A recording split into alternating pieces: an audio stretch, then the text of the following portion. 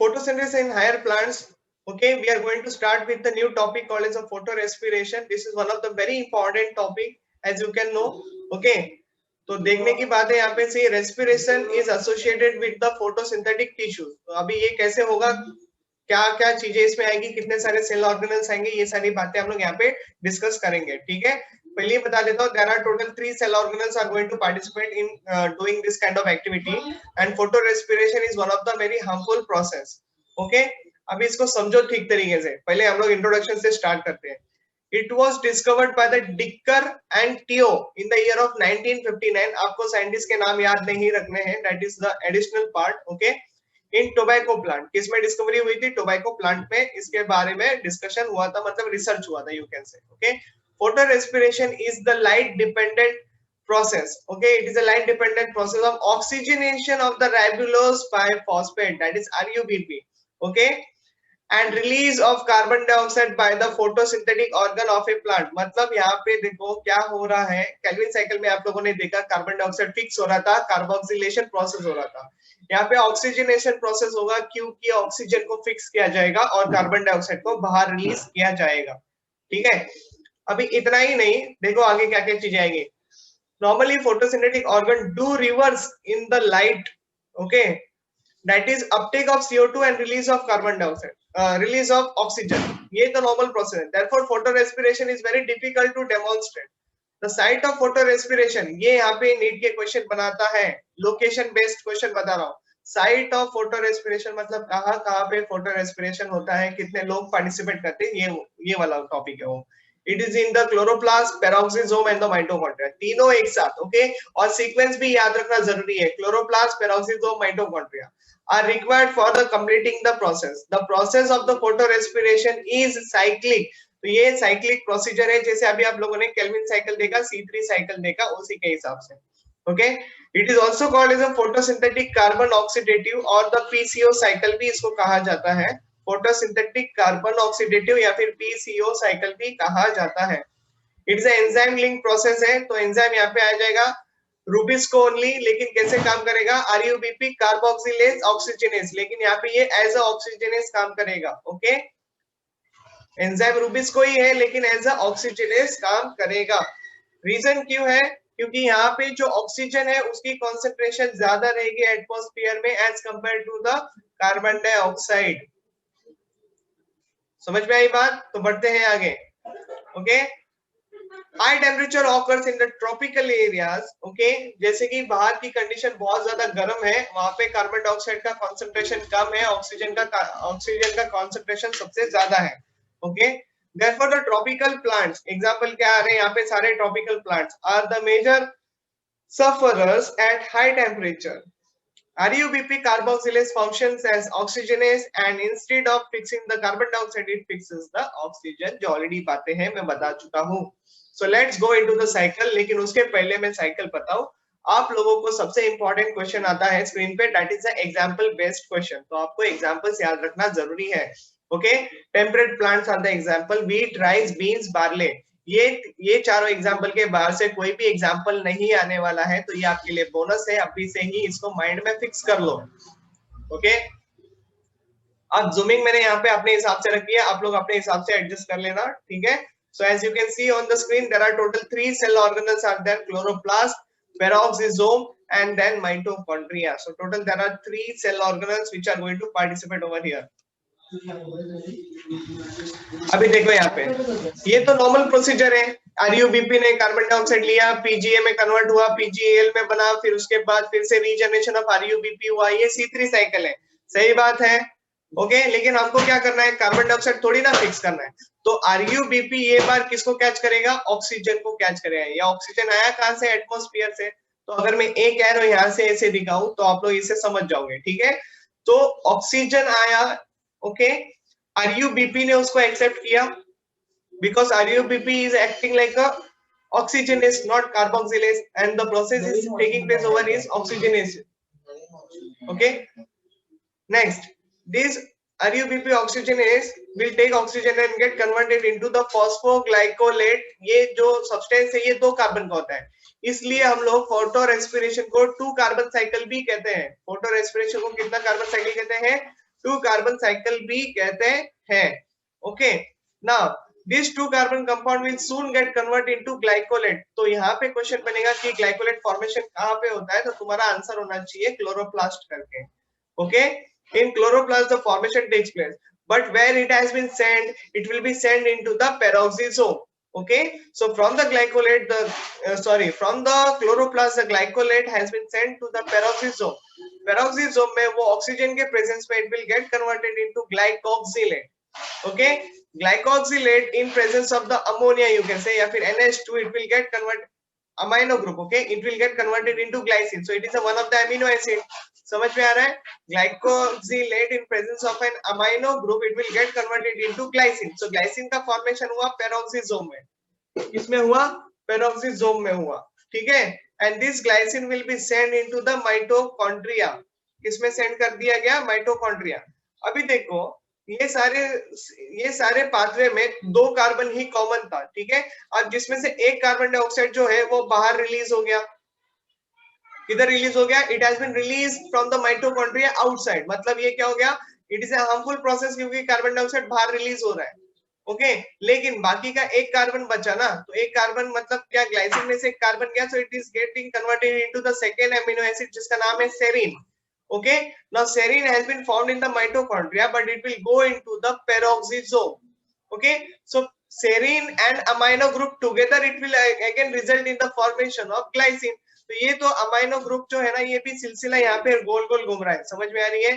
क्योंकि glycine will get converted into serine, यहाँ पे एक कार्बन डाइऑक्साइड तो रिलीज हो रहा है, साथ में अमाइनो ग्रुप भी रिलीज हो रहा है। तो वो अमाइनो ग्रुप फिर से सेरीन के साथ वो चले जाएगा किसमें? पेरोक्सिसोम में। And serine and amino group again it will get converted into glycine. Okay, मतलब क्या? Glyoxylate, serine and this amino group together it will get converted into glycine. तो ये भी आप लोगों को ध्यान में रखने की बात हो चुकी है। अब ये जो सेरीन है, it will gate soon gate converted into this pyruvate. Okay, pyruvate convert में होने के बाद it will get converted into glycerate. Glycerate will go into the chloroplast. Chloroplast से जब वो ग्लिसरेट एंटर कर जाएगा, कन्वर्ट हो जाएगा इन शॉर्ट पीजीए में। देखो, glycerate will get converted into PGA. Okay, and then the further cycle will be repeat, that PGA will get converted into PGAL. PGAL will soon get converted into the RUBP and the cycle will get repeated over here. Okay, clear हुआ तुम लोगों को? तो वो PGA को आगे जाके join करेगा glycerate and then PGAL, and then बाकी का पूरा साइकिल जो है वो रिपीट होगा। फर्क क्या है कि वहां पे कार्बन डाइऑक्साइड नहीं फिक्स हुआ है, ऑक्सीजन फिक्स हुआ है। Okay, so this is how the cycle has been completed over here. Oxygen is taken in and the CO2 is given out, therefore it is called as a harmful process. याद आई बात? समझ में आ गई? सारी बातें एकदम क्लियरली? इजी है, बस आपको खाली सीक्वेंस याद रखना है, कौन सी चीजें कहाँ फॉर्म हो रही है और कौन सी चीजों का फंक्शन किधर हो रहा है, कौन किस में कन्वर्ट हो रहा है और किधर कन्वर्ट हो रहा है। ये भी आपको ये सारी बातों को ध्यान में रखना पड़ेगा। Okay, now carboxylation that is a PCR cycle and the oxygenation that is a PCO cycle, दोनों के बीच का कंपैरेटिव स्टडी भी है।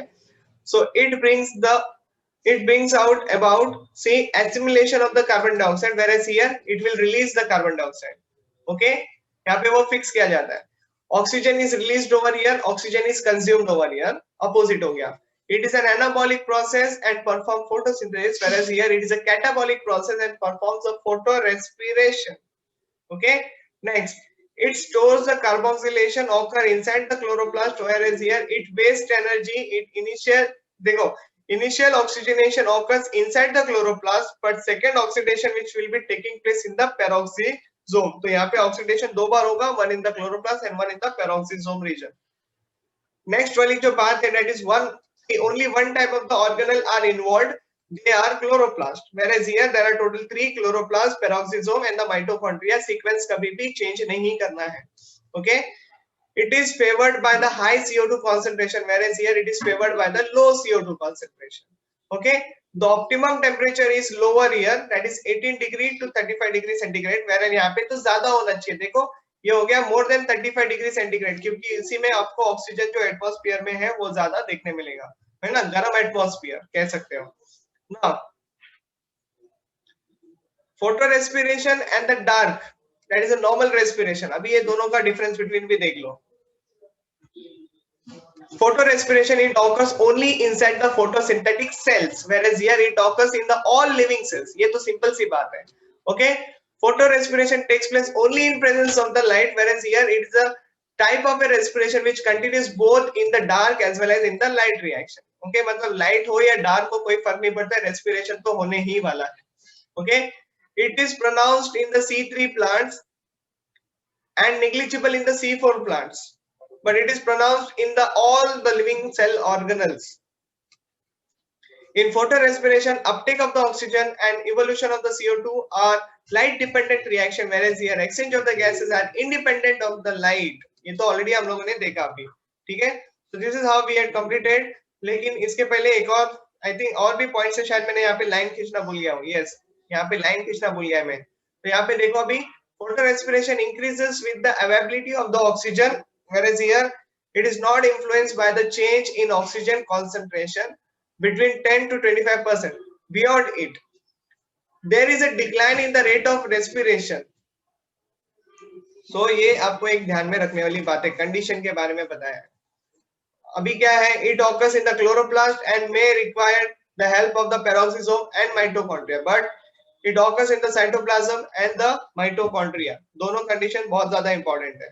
Next, the substrate for the photorespiration is RUBP, है ना, and it is breakdown product called as a glycolate. तो ये 2C carbon, right? Glycolate, दो कार्बन का, therefore 2C cycle. The substrate is a commonly glucose, though other food materials like fats, proteins, organic acid can also be used. अगर glucose नहीं है तो दूसरा option available है, that is a fat, proteins, organic acid, जो कि आगे जाके आप लोगों को देखना है. ओके, डोंट वरी, ये सारी बातें हम लोग करेंगे, लेकिन अभी नहीं. रेस्पिरेशन में किसमें करोगे? रेस्पिरेशन में ये सारी बातों को डील करूंगा. मतलब जब ग्लूकोज अवेलेबल नहीं होगा तो हमारा क्या है, जो सबस्ट्रेट है वो क्या फैट हो सकता है, क्या वो प्रोटीन हो सकता है? यस, बिल्कुल हो सकता है. वो कैसे ब्रेकडाउन होगा, कितने एटीपी लगेंगे, ये सारी बातें हम लोग करेंगे. ये रेस्पिरेशन का पार्ट है, इसलिए तो आपको थोड़ा सा वेट करना पड़ेगा उसके लिए. Next, the substrate is formed at the time of utilization, whereas here the substrate is already present into the cell, तभी तो जाके यूज कर पाते हैं हम लोग. Okay, toxic hydrogen peroxide may occur or may form during the oxidation of the substrate, that is H2O2. okay, here it is not produced. End products are CO2 and the PGA, whereas here end products are CO2 and the water, जो हम लोगों ने देखा था. okay, both the end products are reutilized in the photosynthesis, whereas here it is released out. okay, it is recycled in the respiration process. It is not released, it is not recycled, sorry, it is released out. तो वो सही था.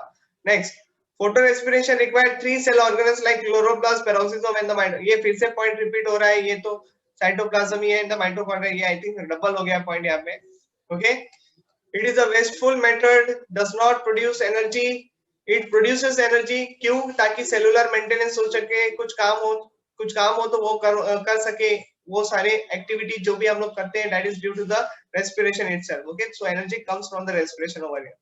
It rises rapidly with rise in the temperature, whereas here it is not like that. It is just opposite normal optimum conditions. Everything is optimum over here. okay, photorespiration is not essential, whereas here normal or dark respiration is essential for the survival of a organism. So I think we had completed over here. Next वाला जो है वो बहुत important है, लेकिन इसके पहले आप लोगों को ये गो थ्रू करना पड़ेगा. ओके, सिंपल सी बात है, just go through it. Any doubts you can ask me any time. Okay, so no problem here. So let's move ahead with the C4 cycle. I think today we are going to complete this chapter very soon. So देखो अभी C4 cycle क्या है, again पहले ही बता देता हूँ. It is one of the very important cycle. इसका पूरा नाम डाइकार्बोक्सिलिक एसिड पाथवे. इसको दूसरा नाम होता है हैट्स-लाइक पाथवे, क्योंकि ये दोनों ने डिस्कवर किया था. ओके, दैटफॉर C4 पाथवे, क्योंकि इसका फर्स्ट स्टेबल प्रोडक्ट जो है वो ऑक्सैलो एसिटिक एसिड है. ओके, क्या है इसका first stable product? Oxalo acetic acid. It is a 4 carbon compound. Okay, तो सी it was worked out by the Hatch and Slack in the year of 1965-67. However, initial discovery was made by the Korchak et al. In the year of 1965, who found that labeled carbon dioxide, that is a 14 CO2, was assimilated by the sugarcane leaves and first appeared in a 4 carbon compound oxaloacetic acid. Okay, in short, जो मैंने आप लोगों को बताया कि ये जो बंदा है वो 4 कार्बन के प्रोडक्ट में फॉर्म होगा, इसलिए उसको C4 साइकिल कहा जाता है। इंट्रोडक्शन नहीं समझा so don't worry, we will be discussing the cycle, वहां पे सारी चीजें एकदम चुटकी में समझ जाएंगे। Okay, now see, because of the initial discovery by the Kortschak, this pathway of the carbon assimilation is also called as a Hatch-like pathway, क्योंकि उसका पूरा जो नाम है Hatch-like-Kortschak pathway.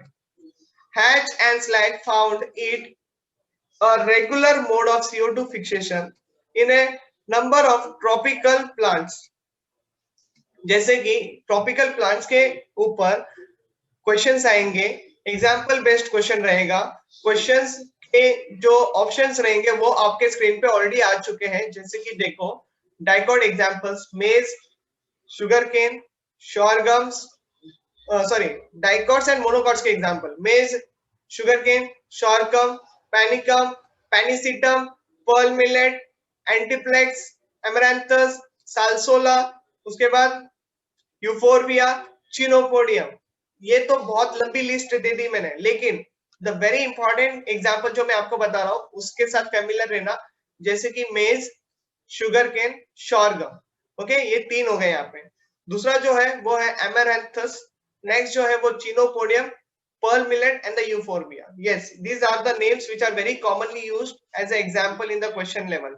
ओके, फिर से बोल रहा हूँ, मेज, शुगर केन, शोरगम, ये तीन हो गए। फिर pearl millet, pearl millet nothing but pennisetum ही होता है। ओके, उसका कॉमन नेम होता है पर्ल मिलेट करके। Then amaranthus, euphorbia and the chenopodium, these are the example you should remember very thoroughly. Okay, these plants are called as the C4 plants. कभी कभी पूछा जाता है which one of the following belongs to the C4 plant करके, तो आप लोगों को याद होना चाहिए। तो कभी कभी देखो ऐसे भी होता है, आप लोगों को एग्जांपल दिया रहेगा, मतलब क्वेश्चन में मेंशन रहेगा डाइकॉट या फिर monocot, which one of the following dicot plant या फिर which one of the following monocot plant, ये भी आपको ध्यान में रखना बहुत जरूरी है। तो इसके हिसाब से भी क्वेश्चंस पे ट्विस्ट होता है। कभी कभी ऐसे होता है, अगर डाइकॉट क्वेश्चन में वर्ड यूज किया है और ऑप्शन में सारे मोनोकॉट से साथ में एक डाइकॉट है, तो सिंपल सी बात है, आपको डाइकॉट प्लांट पहचान में आना चाहिए। तो वो एक ट्विस्ट होता है, वो एक तरीका होता है आंसर मार्क करने का। समझ में आई बात यहाँ पे? ओके, तो इस तरीके से आप लोगों को थोड़ा सा अलर्ट रहना पड़ेगा while dealing the example based questions. Clear है? So let's move ahead. देखते हैं अभी क्या क्या चीजें और बाकी है। First, stable photosynthetic product being a 4 carbon compound. Other plant called as C3 plant, क्योंकि उनमें 3 कार्बन कंपाउंड का पहला जो आप लोगों ने देखा अभी 3PGA जो फॉर्म हो रहा था वगैरह वगैरह, वो सारी बात है। Okay, C4 plants live in the host, sorry host बोल दिया, हॉट, मॉइस्ट और एरिड, नॉन सलाइन और सलाइन हैबिटेट। मतलब कंडीशन क्या है, थोड़ी सी टफ है। ओके, स्ट्रेसफुल कंडीशन बोल सकते हो। They have क्रैंस anatomy. यस, यहाँ पे क्वेश्चन बनता है, पूछा जा सकता है which one of the following plant shows a Kranz anatomy. Okay, Kranz anatomy मतलब दो तरीके के वैस्कुलर बंडल्स। ओके, जैसे कि दिखाऊंगा, एक सिंपल सी बात है, आप लोगों को सीधा डायग्राम पे ही लेके चलता हूँ, तो उससे आप लोगों को जल्दी समझ में आ जाएगा। Okay, just give me a minute, आप लोगों को सीधा पहले डायग्राम बता देता हूँ कि Kranz anatomy होता क्या है। तो यहाँ पे देखो, पहली बात तो C4 प्लांट्स में दो तरीके के क्लोरोप्लास्ट प्रेजेंट होते हैं। देखो यहाँ पे dimorphic chloroplast. Okay, it is adaptation. पहली बात तो ये याद रखना है कि ये जो C4 प्लांट्स है ये डायमॉर्फिक होते हैं, मतलब दो तरीके के होते हैं। एक जो नॉर्मल होता है जिसको हम लोग कहते हैं ग्रैनल क्लोरोप्लास्ट, मतलब ये बाहर की मेम्ब्रेन, इनर मेम्ब्रेन, फिर ग्रैनम, फिर बीच में स्ट्रोमा लैमेले, ये सारी बातें प्रेजेंट होना, this is considered as a normal chloroplast जो आप लोग पढ़ते आ रहे हो, और ये प्रेजेंट होगा मेसोफिल सेल्स के अंदर। क्लियर है? मेसोफिल सेल्स के अंदर प्रेजेंट होगा। लेकिन ए ग्रैनल जो है उसके लिए बंडल शीट सेल वर्ड याद रखना बहुत जरूरी है, क्योंकि इसमें ग्रैनम इज एब्सेंट। जो ग्रुप ऑफ थैलाकोइड जो होते हैं ना, कॉइन्स एक के ऊपर एक लगे रहते हैं, वो यहाँ पे एब्सेंट है। तो खाली स्ट्रोमा लैमेले प्रेजेंट है and matrix is present, whereas here there is a matrix, there is a granum, there is a stroma lamellae, everything is present, therefore it is a normal one, इसलिए इसको कहा जाता है ग्रैनल chloroplast. ये एक हो गया, ठीक है। अभी देखो डायग्राम देखो इसको ठीक तरीके से। ये मैंने बनाया है लीफ का टीएस, ये है अपर एपिडर्मिस, ये है लोअर एपिडर्मिस, और ये जो यहाँ पे गोल सा सर्कल दिख रहा है it is a vascular bundle. Okay, और ये जो वैस्कुलर बंडल है उसके सराउंडिंग में जो गोल बनाया ना मैंने, वो कहा जाता है बंडल शीथ सेल्स। वृत्त लाइक का मतलब होता है circular cells, okay, they are present in a circular form, therefore called as a वृत्त लाइक स्ट्रक्चर। इसी को कहा जाता है location for the A granule chloroplast, मतलब ए granule chloroplast will present in the bundle sheath cell, यानी in this circular cell. यहाँ पे एक छोटा सा स्टार मार्क है जो कि विजिबल नहीं है आपके लिए फिलहाल के लिए, लेकिन डॉट है वहां पे, आप लोग उसे समझ सकते हो, ठीक है, जिसके अंदर होगा C3 साइकिल यानी नॉर्मल साइकिल, केल्विन साइकिल, लेकिन यहाँ पे तुम्हारा होगा अभी का क्रांस एनाटॉमी वाला cycle, that is a granule chloroplast, light reaction will be taking place over here. तो ये एक ही लीफ के अंदर आप लोग देख पा रहे हो दो scenario, granule and a granule chloroplast, this is only called as a kranz anatomy, okay, इसका मतलब होता है क्रांस एनाटॉमी। तो फिलहाल यहाँ पे नीचे एंजाइम का नाम भी दे दिया है, इसको भी देखो, कार्बोनिक एनाहाइड्रेस एंजाइम चाहिए होता है फंक्शन करने के लिए, ओके। सो ये जो बातें हैं अभी के लिए ध्यान में ले ली होंगी, तो ऊपर का जो एक्सप्लेनेशन पेंडिंग है अभी वो कवर कर लेते हैं, फिर फटाफट हम लोग साइकिल को देखेंगे, ठीक है। तो ये क्या दिखाते हैं, ये क्रांस एनाटॉमी दिखाते हैं। देखो अभी यहाँ पे डिफाइन किया है, in Kranz anatomy the mesophyll is undifferentiated and its cell occur in the concentric layers, okay, around the vascular bundles। तो vascular bundle के सराउंडिंग में जो आपने सर्कुलर पाथ देखा था वहां पे ही ये प्रेजेंट होता है, ओके, एक ग्रैनुल वाला। vascular bundles are surrounded by a large size bundle sheath cells which are arranged in a wreath like manner, okay, इसी को कहा जाता है Cranswith also, okay, in one to the several layers, मतलब एक हो सकती है या फिर उससे ज्यादा लेयर्स भी आप लोगों को देखने मिलेंगे सेल्स के। The mesophils and the bundle sheath cells are connected by the plasmodesmata or cytoplasmic bridges। I hope you know the plasmodesmata जो मैंने cell the unit of life में आप लोगों को बताया था, ठीक है। The chloroplast of the mesophyll cells are smaller. They have well developed grana and a peripheral reticulum but no starch present in that। तो ये भी एक बात ध्यान में रखना है। Mesophyll cells are specialized to perform light reaction, evolve oxygen and produces assimilatory power, that is the ATP and NADPH। ये हम लोगों ने बनाया था लाइट रिएक्शन में, याद है, नॉन साइक्लिक फोटोफॉस्फोराइलेशन का last product, okay, ATP and the NADPH2, इसी को एसिमिलेटरी पावर भी कहा जाता था। They also possesses the enzyme called as a pepcase for the initial fixation of the CO2।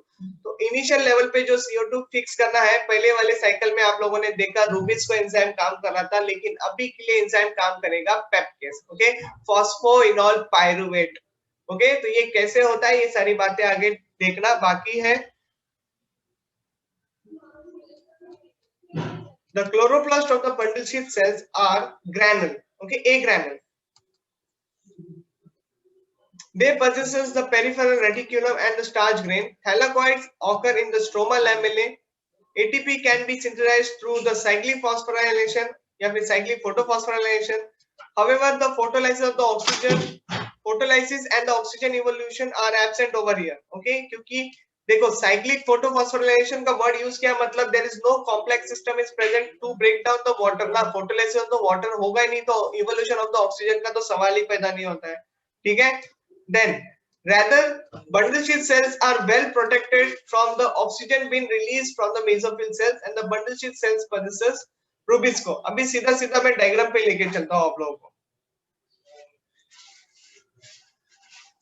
देखो before entering into the diagram एक reaction है जो आप लोगों को अभी समझ लेना है, जैसे कि वाटर और कार्बन डाइऑक्साइड जब एक साथ रिएक्ट करेंगे ये बना के देंगे H2CO3। यही H2CO3 को तोड़ना है हमको H+ and HCO3- में। तो देखो कार्बन डाइऑक्साइड को किस तरीके से फिक्स किया जा रहा है, वाटर के साथ रिएक्ट करके इसको H2CO3 के फॉर्म में कन्वर्ट किया जा रहा है और फिर उसको फर्दर ब्रेक डाउन किया जा रहा है H+ HCO3- में। और दूसरी बात एंजाइम जो यहाँ पे है वो PEP है, फॉस्फोइनोल पाइरुवेट, जो कि 3 कार्बन है, और दूसरा है ऑक्सैलो एसिटिक एसिड जो कि 4 कार्बन का है। ये मैंने यहाँ पे ऑलरेडी एक्सप्लेनेशन कर दिया है कि अंदर क्या क्या चीजें आ रही है, ओके, एक लिस्ट आपको एक आइडिया दे दिया है। तो अभी यहाँ पे देखो कि क्या हो रहा है सिनेरियो, इसकी जूमिंग में कम कराओ, आप लोग एडजस्ट करो अपने हिसाब से जूमिंग को। जैसे कि यहाँ पे अपर एपिडर्मिस है, स्टोमेटा है, कार्बन डाइऑक्साइड अंदर एंटर कर चुका है, वो वाटर के साथ रिएक्ट करेगा, HCO3- में आ गया। तो तुम लोग को मैंने ऑलरेडी बता दिया है कि HCO3 माइनस कैसे बना, समझ में आई बात। H2CO3 ब्रेक डाउन करके H प्लस HCO3 माइनस बना, ठीक है। Now let's move ahead over here. ये जो HCO3 माइनस आयन है ये लेगा पेप्को एंजाइम। कौन ले लेगा इसको? पेप्को एंजाइम इसको एक्सेप्ट करेगा, मतलब in presence of PEPCO enzyme it will get converted into the 4 carbon. Okay, 4 carbon. मैं फिर से बता रहा हूं, सी HCO3 माइनस, यहाँ पे एक कार्बन है, बाकी के 3 कार्बन आए कहां से? ये PEP से आए। So who is the acceptor of the HCO3 minus? PEP। So HCO3 minus PEP will get converted into 4 carbon compound called as the oxaloacetic acid in presence of an enzyme called as the PEPCO. Okay, phosphoenol pyruvate carboxylase करके उसका पूरा नाम है। Now this PEPCO when get this oxaloacetic acid जो कि 4 carbon का है soon get converted into the malic acid। ये भी आपको ध्यान में रखना है, मैलिक एसिड में कन्वर्ट हुआ। अभी आपके लिए क्वेश्चन ये आता है कि मैलिक एसिड फॉर्म कहाँ हुआ, किधर इसका फॉर्मेशन हुआ। तो सिंपल सी बात है, अपर एपिडर्मिस के बाद जो मेसोफिल सेल्स होते हैं उनके अंदर ये सिनेरियो हुआ है। ओके, तो मेसोफिल सेल्स के अंदर फॉर्मेशन हुआ, लेकिन ये मेसोफिल सेल्स न बन के कभी कभी एस्पार्टिक एसिड भी बन सकता है। Then also the option is very correct. Okay, देखो अमोनिया के प्रेजेंस में oxaloacetic acid gets converted into aspartic acid also, ये भी एक पॉसिबिलिटी बनती है। So I am repeating again, PEP and HCO3 minus together react to form oxaloacetic acid जो कि 4 कार्बन का है, वो कन्वर्ट होता है मैलिक एसिड में। लेकिन अगर ऑक्सैलोएसिटिक एसिड अमोनिया के साथ रिएक्ट करता है तो वो एस्पार्टिक एसिड बना सकता है, ये भी आपको एक ध्यान में रखना है यहाँ पे। So malic acid will soon enter into the bundle sheath cells. Okay, कैसे अंदर गया? तो वो through the plasmodesmata connection and all, through that ये सारी पॉसिबिलिटी बनती है। ओके, तो malic acid once enter into the bundle sheath cell it will get converted into a 3 carbon compound। तो 4 का कितने में कन्वर्ट हुआ? 3 कार्बन में कन्वर्ट हुआ, एक कार्बन डाइऑक्साइड रिलीज हुआ। तो जो एक कार्बन डाइऑक्साइड रिलीज हुआ ये खुद 2 ATP यूज करेगा ताकि ये C3 साइकिल के अंदर फिक्स हो जाए। बात समझ में आ रही है यहाँ पे? आई am repeating again, malic acid is a 4 carbon compound, pyruvic acid में कन्वर्ट हो रहा है जो कि 3 कार्बन का कंपाउंड है। जो ये कार्बन डाइऑक्साइड बाहर निकला वो बंडल शीथ सेल से बाहर नहीं गया, क्योंकि बंडल शीथ सेल्स में C3 साइकिल हो रहा है, और C3 साइकिल का मतलब क्या है? कार्बन डाइऑक्साइड को फिक्स करना। वहां पे एंजाइम कौन काम करेगा? RUBP वाला एंजाइम काम करेगा। लॉजिक समझ में आ रहा है क्या? लेकिन that carbon dioxide to get fix into the C3 cycle there is a use of the 2 ATP। always keep in mind 2 ATP was used to fix the carbon dioxide into the C3 cycle। okay, यहाँ पे rubisco enzyme काम कर रहा है। अभी बढ़ते हैं आगे। ये पायरुविक एसिड जो कि फॉर्म हुआ बंडल शीथ सेल में, it will enter into the mesophyll cells and it will get converted into the phosphoenol pyruvate in presence of a, यहाँ पे ATP का यूज किया जाएगा, फॉस्फोराइलेशन प्रोसेस हो रहा है, यहाँ पे ATP यूज किया गया। ओके, तो ये आपको तरीका समझ में आ गया होगा। I hope you understood the sequence over here. Okay, oxaloacetic acid get converted into malic acid get converted into pyruvic acid। by that time one carbon dioxide is released which get enter into the C3 cycle in the bundle sheath cell। जो pyruvic acid है वो enter कर जाएगा mesophyll cells में, convert हो जाएगा phosphoenol pyruvate में, and the cycle will be getting repeated. Okay, तो ये क्या सीखा आप लोगों ने? यहाँ पे बहुत इंपॉर्टेंट ट्रांस एनाटॉमी है वो सीखा काफी अच्छी तरीके से। नाउ नेचुरल वे में बात करें तो 6 time obviously carbon dioxide has to fix, तो साइकिल भी 6 बार ही रिपीट होगा। लेकिन हमेशा याद रखना कि एक कार्बन डाइऑक्साइड को फिक्स करने के लिए 2 ATP की रिक्वायर होती है। इन शॉर्ट, अगर एक ग्लूकोज बनाना है तो ये ट्रांस एनाटॉमी में तो 12 ATP लगेगा तुम लोगों को। ओके, C4 साइकिल्स में कितना लगेगा? 12 ATP का रिक्वायरमेंट होगा। ओके, ये आपको ध्यान में रखना है। तो C4 साइकिल में देखो, C4 साइकिल ATP पर ग्लूकोज इज 12, अभी मैंने दिखाया। और C3 का तो तुमको पता है 18 ATP लगता है, क्योंकि हम लोगों ने देखा था। तो 12 प्लस 18 कितना हो गया? टोटल 30 ATP हो गया। तो ये ज्यादा हो गया ना? Are you understanding? ये कुछ ज्यादा नहीं हो गया? समझ में आ रही है बातें? कैसे 30 ATP लेके आया? समझ में आ रहा है कि नहीं आ रहा है? चलो जल्दी बताओ।